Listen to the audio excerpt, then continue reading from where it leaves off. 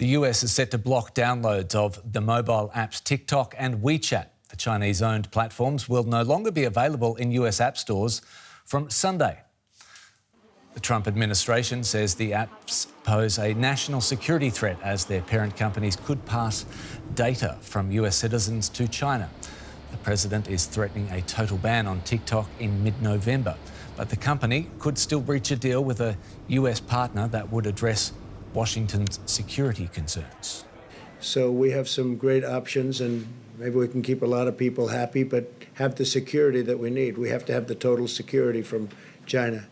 We're not going to do anything to jeopardize security. At the same time, it's an amazing company and very, very popular.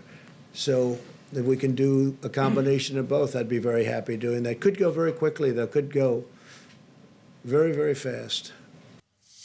Well, we're joined now by Susan Aronson, a professor at George Washington University. Are TikTok and WeChat the threat to US national security, as the president says? Well, Facebook is also a threat to U.S. national security. I believe the president has exaggerated this threat as a political issue, and it is most unfortunate.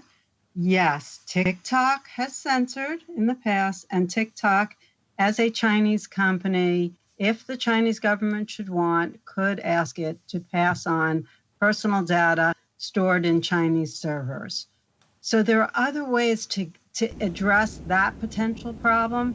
But the real problem is that the United States doesn't adequately protect the personal data of its citizens or, for example, the citizens of Germany. Why? Because we have no personal data protection law that tells corporations how they can monetize our data and utilize our data, and gives us no rights really to control our data. We have sector-specific personal data protection laws and healthcare data, Susan, but we don't have a national. Susan, what do you think the Trump administration hopes to gain by targeting TikTok and WeChat so aggressively? Well, it's to alienate a couple of things. To point out China as the enemy, which is really unfortunate because I see it in sectors that I work on, such as AI as well, where the United States and China, whether it's through Microsoft or Google or whatever, work very closely on technologies such as AI, which are global public goods, just as we work with German and Greek scientists and Canadian scientists.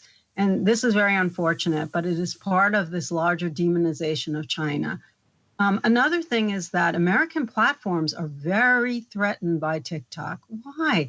It's such a good algorithm. I am not a TikTok user, but I often get sent TikTok videos. And as you know, they are catchy. And what they do is once you show you like something, their algorithm is so good, they point you to other videos. And they learn a lot about you in that way.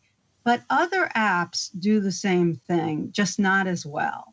And so it's quite the threat to U.S. companies such as Facebook.